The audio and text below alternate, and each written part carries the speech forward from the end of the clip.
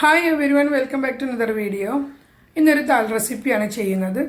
നമ്മുടെ പായസത്തിനൊക്കെ എടുക്കുന്ന ചെറുപയറിൻ്റെ തൊലി കളഞ്ഞ പരിപ്പ് വെച്ചിട്ടാണ് ചെയ്യുന്നത്. അതിൻ്റെ കൂടെ ഒരു സാമ്പാർ ചീര എന്നാണ് ഇവിടെ പറയുന്നത്.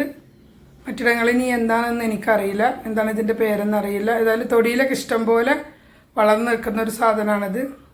അധികം ആരും അങ്ങനെ ഉപയോഗിക്കാറുമില്ല.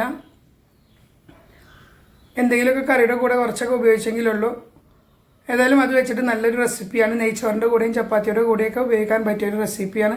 അതിന് നമുക്ക് പരിപ്പ് കഴുകി അത് കുക്കറിൽ വേവിച്ചെടുക്കാം.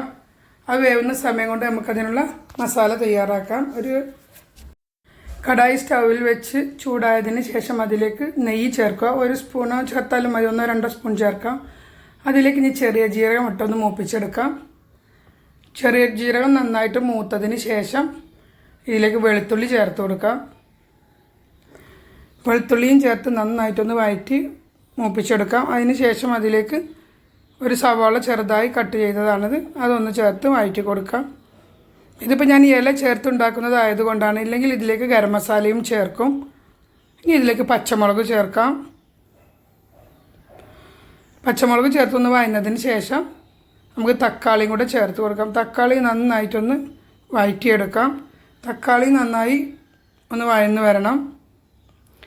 അതിനുശേഷം അതിലേക്ക് കുറച്ച് മഞ്ഞൾപ്പൊടി ചേർത്ത് കൊടുക്കാം. മഞ്ഞൾപ്പൊടി ഇപ്പോൾ ഞാൻ കുറച്ച് ചേർക്കുന്നുള്ളൂ, പരിപ്പിൽ പെട്ടെന്ന് മഞ്ഞൾ അധികമാവും. ഇനി നമ്മുടെ വേവിച്ച് വെച്ച പരിപ്പ് ഇതിലേക്ക് ചേർത്ത് കൊടുക്കാം. കുക്കറിൽ പരിപ്പ് വേവിക്കുന്ന സമയത്ത് വേണമെങ്കിലും മഞ്ഞളിടാം. ഞാൻ അങ്ങനെ ചെയ്യാറില്ല, കുക്കറൊക്കെ ആകെ വൃത്തികേടാകും. ഞാൻ ഇങ്ങനെയാണ് ചെയ്യാറ്. അങ്ങനെ ഇത് ഇനി നന്നായി ഒന്ന് തിളച്ച് ഒന്ന് മസാലയും എല്ലാം ഒന്ന് പിടിക്കട്ടെ. അപ്പോൾ മഞ്ഞൾ കുറച്ച് കുറവാണ്, അപ്പോൾ കുറച്ചും കൂടെ ചേർത്ത് കൊടുത്തു. അങ്ങനെ വീണ്ടും നന്നായിട്ടൊന്ന് ഇളക്കി കൊടുക്കാം. അതിന് ശേഷം ഇനി ഇതിലേക്ക് ഉപ്പ് ചേർത്ത് കൊടുക്കാൻ. ഞാൻ ഉപ്പ് ചേർത്തിട്ടില്ല, ഉപ്പ് ഇപ്പോഴാണ് ചേർക്കുന്നത്. അങ്ങനെ ഉപ്പും കുറച്ച് ചേർത്താൽ മതിയാക്കി നോക്കിയതിന് ശേഷം വേണമെങ്കിൽ ചേർക്കാം. നമ്മൾ ആ കുക്കറിലേക്ക് കുറച്ച് വെള്ളം എടുത്തൊന്ന് കഴുകിയെടുക്കുക. അപ്പോൾ ചെറിയ ചൂടും കൂടി ഉണ്ടായിരിക്കും ആ വെള്ളം. അത് തിളപ്പിച്ചെടുക്കുക. ഇനി അത് തിളച്ച് വരുമ്പോഴേക്കും നമുക്കിവിടെ ഇല കട്ട് ചെയ്തെടുക്കാം. നന്നായി കഴുകിയെടുത്ത ഇലയാണത്.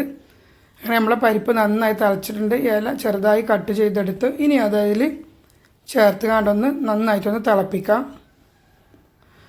കുറേ സമയത്ത് തിളപ്പിക്കരുത്. ആ ഇല വേവുകയും വേണം, എന്നാൽ ആ പച്ചക്കളർ വല്ലാതെ പോവുകയും ചെയ്യരുത്.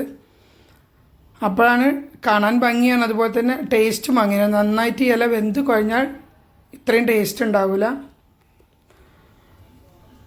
ഇല വെന്ത് കുഴയാതെ എന്നാൽ വേവുകയും കാരണം കളർ നഷ്ടപ്പെടാതെ വേവിച്ചെടുക്കണം. കുറച്ചൊന്ന് വലിയ തീയിൽ തന്നെ വെച്ച് തിളപ്പിച്ചെടുത്താൽ മതി. കുറച്ചുകൂടെ ഉപ്പ് ചേർത്ത് കൊടുത്തു. ഇനി ഇതിലേക്ക് ഞാൻ കുറച്ച് മല്ലിയിലയും കൂടെ ചേർത്തു.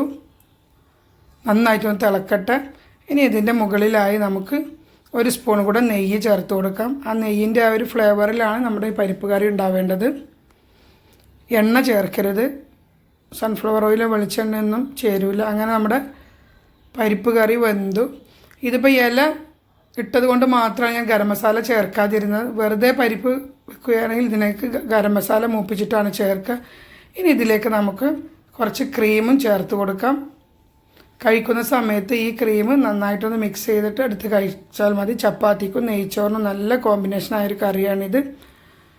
അപ്പോൾ നിങ്ങൾക്ക് ഈ സിമ്പിൾ റെസിപ്പി ഇഷ്ടമായിട്ടുണ്ടാവുമെന്ന് വിചാരിക്കുന്നു. ഇഷ്ടമായിട്ടുണ്ടെങ്കിൽ ഒന്ന് ട്രൈ ചെയ്ത് നോക്കി ഫീഡ്ബാക്ക് അറിയിക്കുക. അതുപോലെ തന്നെ ചാനൽ സബ്സ്ക്രൈബ് ചെയ്യാതെയാണ് കാണുന്നതെങ്കിൽ ഒന്ന് സബ്സ്ക്രൈബും ചെയ്യുക.